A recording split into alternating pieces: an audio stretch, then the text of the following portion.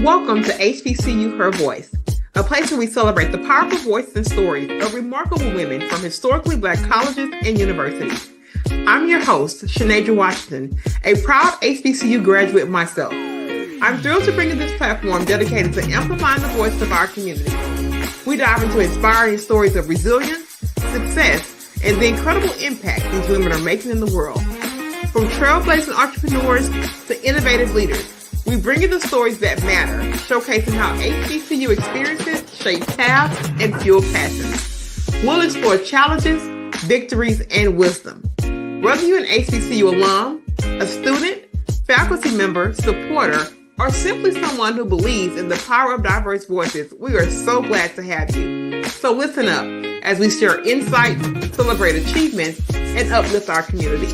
Together, we can inspire the next generation of leaders and ensure our voices are heard loud and clear. A grand welcome to HBCU Her Voice.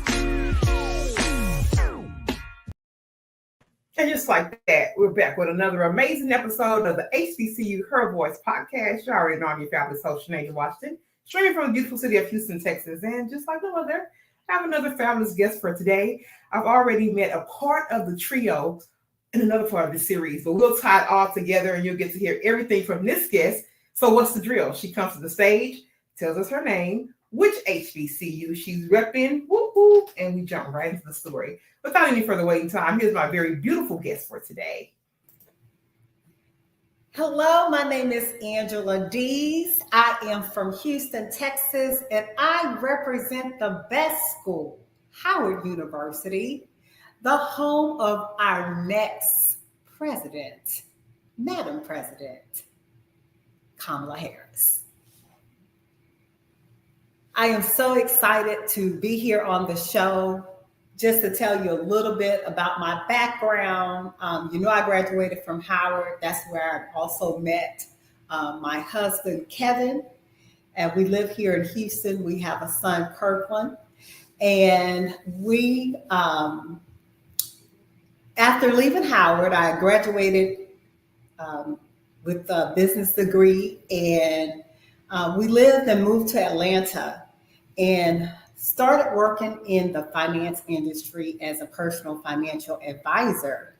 About 3 years in, we were attending a church there, and I decided I'm going to go and offer my services to teach about financial services, financial education, because financial literacy is very close to my heart. And in doing that, I stumbled across a Bible study called Crown Ministries, which taught biblical principles and financial strategies on what we should do with money, how we should use our money. And so instead of me just barreling in and doing seminars, my husband and I signed up for that class, and then really learned to see what did the Bible had to say about money. And I remember being so excited because I was teaching, practical strategies was good, but I didn't realize, the Bible talks about very practically leaving an inheritance for our children's children. It talks about diversifying through the parable, the parable of the talent story. So just so many things, so many scriptures in the Bible about money. So that really got me even more excited. I did go on to become the financial education chairperson at that church. And during that time, God gave me the vision for bring out the millionaire in you. On your journey to financial freedom. And at that time, it was really kind of manifested by seminars where you brought in industry leaders from different areas. I, at the time, was doing life insurance and investments. We brought in real estate professionals. We brought in home brokers, really just to help people get introduced to all different aspects of financial services. So that was kind of how I got introduced to biblical principles and kind of got the idea for the Millionaire You. A few years later, we moved back to Houston with my crazy laugh out loud family. I'm the youngest of five in my family, a little bit spoiled. And so we moved back so that my son could have siblings to play with, but continue to do those same type of seminars, continue to work in personal finance with individuals and small businesses from an advisor standpoint, a professional advisor. And then I would say about 10 years into that, I kind of pivoted, took a break, did what I call 4 tours of duty in the classroom, doing another passion, teaching algebra to high school students. Shout out to all of my teachers. I applaud you. Keep going. And then I pivoted to working with as a finance manager for my family's business, and really kind of just started being more business consulting, still on the finance side. But all along the way, and even after, officially stopping selling insurance and financial services, all along the way, still encouraging people to build a strong financial house, and realizing that that house is not just, the practical money, but it's also having a solid biblical foundation, and really understanding as children of God, we're really already millionaires, and we just really got to bring it out. So now I'm excited. Over that time, we've done some things with charitable work and various businesses. And I've worked with 2 other ladies, and now we have come together to officially form the Transformation Trio. We have 2 conferences that we do together, and we'll get into a little bit at that later, but we work together to help everyone secure the bag.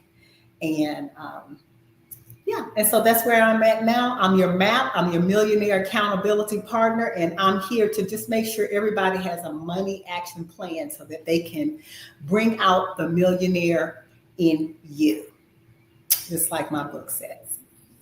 Okay, MAP. She says she's the MAP, baby. I'm the MAP. Accountability partner. You better stand on there, Miss Angela. I love it. You say MAP. Okay. Now I'm the MAP. Now listen, Miss Angela, before we kind of get into this journey, which has been beautiful, by the way, how'd you end up at Howard? Let's start there, because you came out of Howard with a whole. Oh my gosh. We got to get that. We got to get that HBCU story first, and then we're gonna give them the goods after that. So tell us how you ended up there. Then you came out. How did I end up at Howard? Actually, it's funny because you would think that I really knew about Howard growing up. But I really didn't. I kind of heard of it because one of my girlfriends at school was applying to Howard. She was very excited to apply. And then a friend of mine, her sister, had attended Howard. And so it was kind of one of those, I said, okay, well, let me go ahead on and apply. And I remember I end up getting a full scholarship. And me and one of my girlfriends who had applied in there, and I have to be careful because nowadays when you say girlfriends, people think you mean something. One of my friends who had applied, I remember us getting out of the car the same day, and we both had gotten that scholarship, and we were just, jumping up and down. So that's how, because we both had a full ride to Howard. Later found out my first cousin also got the scholarship. So yeah, that's how I ended up applying. And I would have to say my brothers all attended Morgan State. And so, when they had found out I went to Howard, they were just, all the schools. You had to pick our arch rival. So we still have an ongoing arch rival. Miss Angela, they're not about to tell you to break the mold. They didn't want you. They want you to continue in family tradition. Oh my gosh! And I wore blue today because my sister told me she had worn maroon. So I said, well, I got to put on some blue for Howard, And I guess I'm kind of giving a nod to Morgan State too. They're in the blue and orange, but it's all HBCU love. We know that. We just like to give each other a hard time. Absolutely. Now, when you started to pull out the biblical principles of finances, you went through that process. Walk me back a little bit before that. Have finances been talked about in your household prior to that? Kind of talk about weaving into that, because sometimes we don't have that journey. Walk us to that journey to start pulling out the biblical principles. Okay, so I wouldn't say that they weren't taught from the perspective of,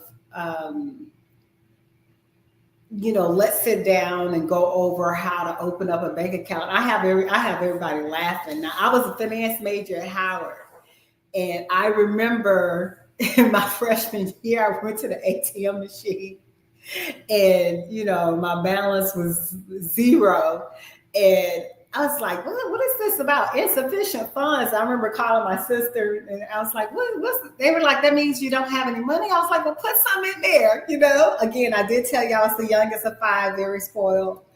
But from the perspective of understanding how to make money and that you're supposed to work for money, yes, got that at a young age. Always work hard. My dad had a vending machine business. He always had something on the side to take care of the extras. My mom was a beautician, and they just instilled in us work for what you want. So, everybody had an extra job. I always laugh. I remember when I was in high school learning that the poverty level was like $18,000. This is my economics class. And I went home and I told my mom, oh, Mom, guess what? We're poor. And she started laughing because she knew I knew that we weren't poor just because some report in DC, said so. Because we just knew we had to work. We had to work, but we weren't really taught, we were taught to work, but we weren't really exposed to, how to do life insurance. Have it. How to invest in the stock market. What's a mutual fund? That kind of stuff. That really we weren't exposed. And so I just was so excited my first few years in financial services. Like, I'm going to teach everybody. The Bible says my people fell for lack of knowledge. And I always say, it's not going to be because I didn't tell them. No, but on the cool though, that lack of knowledge is a killer. And, part of the reason why this platform is so important is that knowledge piece, because we're going to sit down and have a conversation. And just like Miss Angela feels, I'm like, you ain't going to never say I didn't tell you, because once I get a piece of information, I am trying to push it out to the community. Absolutely. And that's really what edged me for the lane in the podcast. So, Miss Angela, let me talk about this, because when you talk about this essence of everyone being a millionaire, but we have to pull these out. People don't sometimes get that spoke to them, and they don't ever hear that word. We all are, right? So it's so important to hear that. I know there are multiple ways to get there, but if you were talking to someone who had never heard, I'm a millionaire, but I have to what would you tell them? It's kind of like three maybe pieces of information or three things that can let them get into their mindset that, baby, you too are one if you get it out. Okay, thank you for that's such a great question. So in my book, Bring Out the Millionaire in You, I talk about being two types of millionaire. One is millionaire by your relationship with God. Okay, so when you think about it, God owns everything. And in Galatians 4:6, it says, we're heirs to this inheritance. And so what do you mean? What inheritance is that? In Psalms 50, it talks about the cattle on 1,000 hills, all the birds in the air, everything in the world belongs to God. So if that's your father and you have that relationship, by relationship, it's all yours. And so you need to have that mindset, first of all, that, hey, this is all available to me. I am related to not just a resource by way of, hey, this is the place I work, or these are the skills I have, but I'm actually connected to the source. When I was a young girl and we needed, money for anything, a lot of times my mom and sister would take care of the basics, but if we needed, other stuff on top of that, my mom and sister always say, hey, leave a note for your daddy. And so that's what we did. Dad, I need $10 here. I need $20 there. I always had the big request. Dad, I need $500 for spring break. Now, I did tell you I was spoiled, right? I'm the baby, right? So, but imagine what kind of impact that I had. If I needed anything, all I had to do was leave a note for my daddy. And so part of that millionaire's mindset is just understanding who you're related to so that you can leave a note for your dad. So that's millionaire by relationship. Now, we're all on our way to become millionaires on paper. Becoming a millionaire on paper is really just getting to the point where your assets minus your liabilities equals your net worth. So what do you worth? And so I can see you guys. I know I can't really see you, but I know as soon as I start seeing things like assets and liabilities, sometimes I get circles in the eyes. So, but very simply, it just means what you own minus what you owe equals what you worth. And so the goal is to take your journey so that you can get that worth up to at least $1 million. And that's how you become a millionaire on paper. So since I wrote the book, I don't just say millionaire by relationship. So by relationship, we're millionaires, millionaire with an HEIR. But we're going to use your mindset of being a millionaire to work on becoming a millionaire on paper by taking some very practical steps to do that on your journey to financial freedom. Yeah, that's a beautiful blend of, number one, the knowledge of knowing who you're connected to. Yes. And I love the idea of leaving a note for your father, right? Yes. It's beautiful. You can leave a note to your father, and then that putting it on paper is that action piece, because he does tell us we have to act now. Write it down, make it plain. Make it plain. That is said. Yes. So beautiful journey through that. And I love that I can write a note to my father, and I do. I keep a diary of all the things that I want, and I speak in the Absolutely. every day. About how important those things are. So thank you so much, Miss Angela. And I want to pivot now to the Transformation Trio, because you guys already know we've had not one, but now we're on number 2 of this transformation. We had Miss Debbie on here, and I love her so much. We had such a good time in this space, and I told her, when your sisters come on, I know we're gonna have another round of good times and good laughs. Always. But Miss Debbie, when she was here, she broke down the trio, and she tells you a lot about her place in freedom and time freedom and those things that she brings to the trio. And she said, well, Angela, she's the money person. That's what Angela does. She talks about the money. I want to talk about your entry into the Transformation Trio. I know that you guys go back for some time, and then why you guys decided to come together as a trio to basically give this information. Okay, so I am Debbie's little sister, and I was, she has coached me. This whole coaching word is kind of like a new buzzword in the last 10 years or so, but Debbie has been my coach since I was little. She coached me through being a Little League cheerleader. She coached me through school, through, becoming a speaker. She coached me to basically get into school. I helped her with her first business. And so she is kind of like the mindset, balanced life guru. She's coached me. She's been a mentor for me having a happy marriage and raising my child. So she is that girl. She's that coach. So she's mindset, she's balanced, she's whatever you really want is what she likes to ask her clients.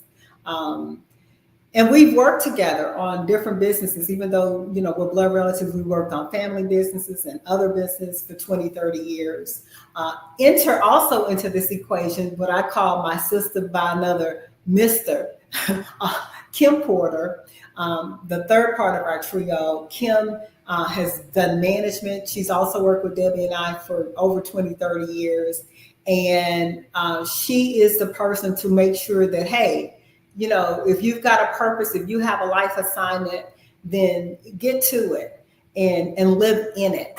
And so I guess about 5 years ago, I told you guys about, the seminars in Atlanta. Even way back then, I had said, hey, I need to make this a book. We had talked about writing a book. So Coach Debbie had finally said, look, in 2017, we're gonna hire a coach, which is what we inspire people to do and what we do to help us finally get this done. And so once she helped us to go ahead on and get that done, a few years ago, she finally corralled us. Now, mind you, we worked together 20, 30 years and said, okay, let's officially go ahead on and get together, because we've done all these things.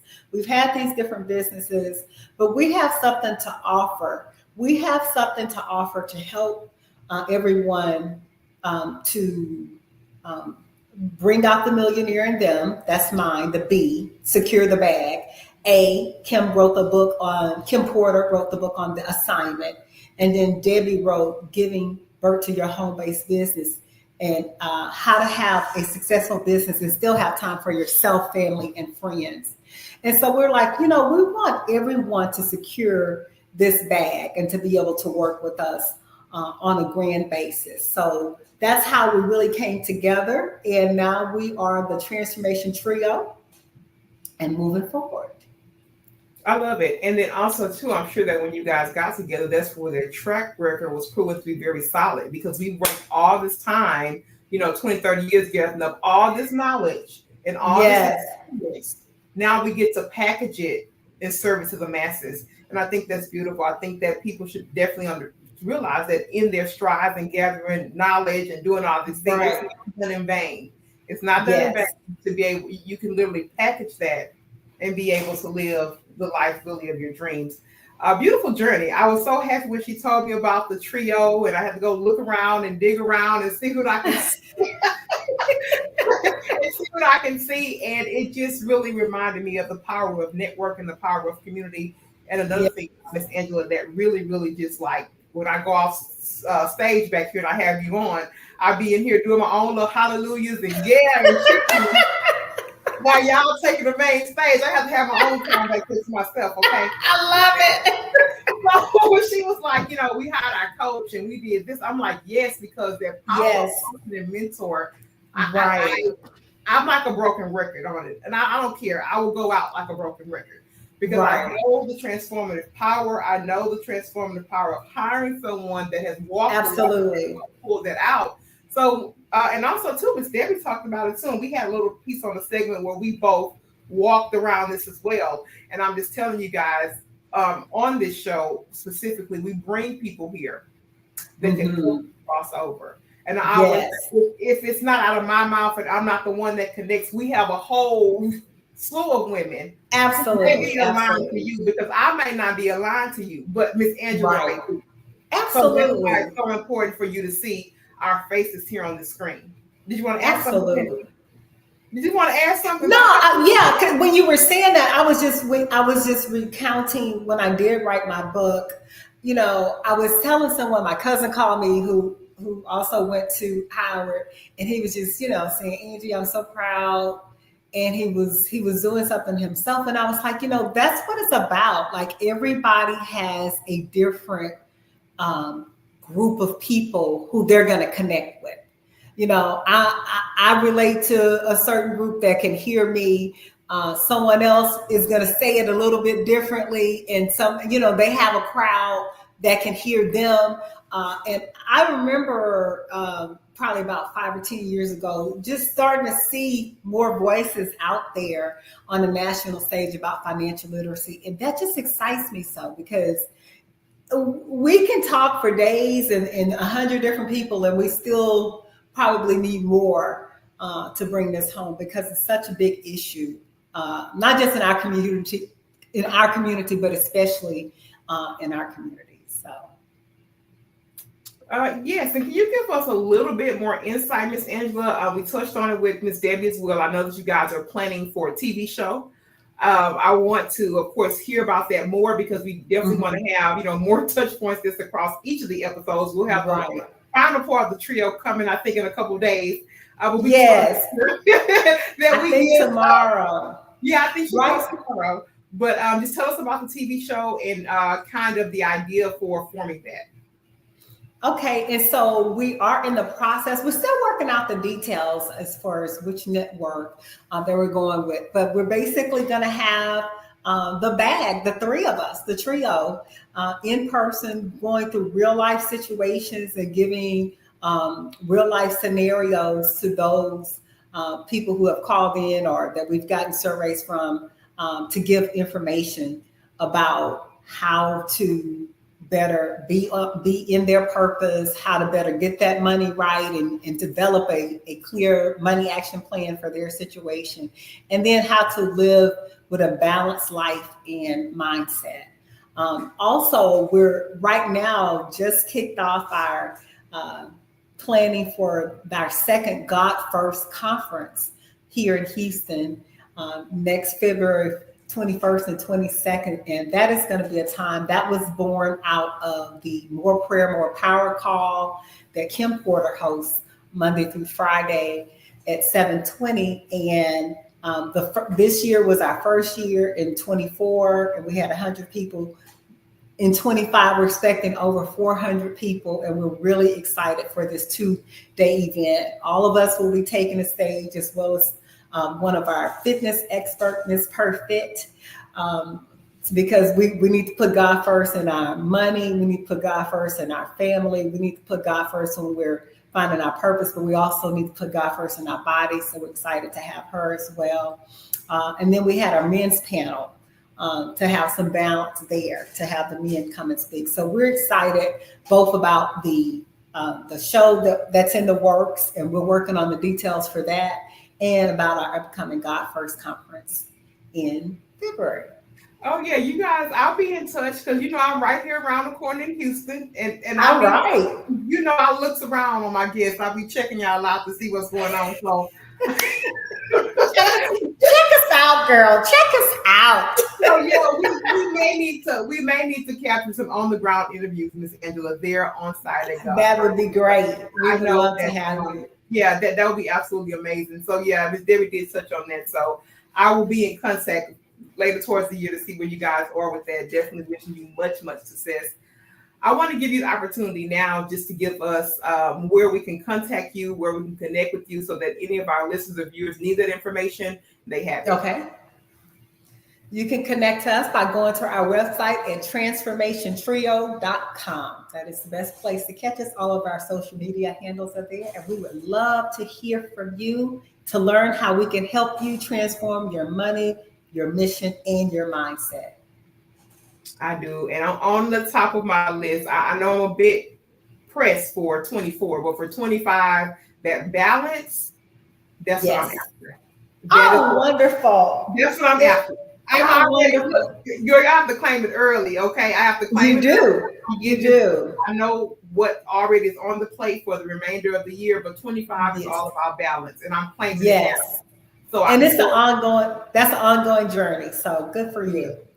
Yes. And now this is the part, Ms. Angela, where we cue to you for your final words. I say, give us some great parting words that captures really the essence of this episode and really brings home. Look at that text talking about brains. Really brings home, really you, Ms. Angela. What are your final parting words for this episode? I want you all to realize that you are a millionaire, H-E-I-R right now. And I want you to understand that you just need to bring it out. Get your mindset around who you are, know who you are. I want to leave you with just one little practical tidbit that's in my book on Debt-Free Drive. I take you through different streets, and I'll wait to the end to talk about this. But put this in your spirit, DEBT, don't even buy that. When you're tempted to overspend because you may have forgotten who you are, you've forgotten that, I am a millionaire. I don't have to enslave myself back again to Visa or MasterCard. Keep that in your spirit. Don't even buy that. This is your MAP, Angela Dees, your millionaire accountability partner, and I'm so proud of all of you millionaires. Well, listen here, MAP, your partner. Thank you. Thank you so much for having me. I thank you so much for your presence in this place and for speaking really over me too. I really captured something from this episode, and I thank you. And I tell everybody out here, our listeners, our viewers, I will never lose space. So I'll tell you that I love you. And I always say to let your voice shine, because transformative things happen when you do. I honor you today, Miss Debbie, Miss Angela, as well as Miss Debbie, who's already been here, and we are waiting for him. Seeing all three names here. Thank you guys so much for listening. This has been another. Thank you so much for having us. Absolutely. And we are out. Thank you guys. We'll be back really in no time with another amazing woman here on the HBCU Her Voice podcast.